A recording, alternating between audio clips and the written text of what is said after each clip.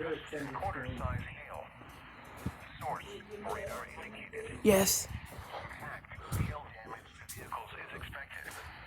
Expect wind damage to roofs, citing injuries. Locations affected include Salt Lake City, West Valley City, Layton, Bountiful, Farmington, Grantsville, Hill Air Force Base, Clearfield, Catesville, Syracuse, Clinton, North Salt Lake, Centerville, Woods Cross, Stansbury Park, Southport, West Bountiful, Uinta, Salt Lake City International Airport in Magna. This includes the following highways: Interstate 15 between mile markers 307 and 337, Interstate 84 between mile markers 86 and 87, Interstate 80 between mile markers 83 and 119. For your protection, move to an interior room on the lowest floor of a building. Large hail and damaging winds and continuous cloud to ground lightning is occurring with this storm.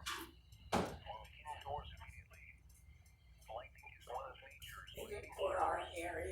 Yes. If you can hear thunder, you are close enough to be struck by lightning. If on or near the Great Salt Lake, get away from the water and move indoors or inside a vehicle.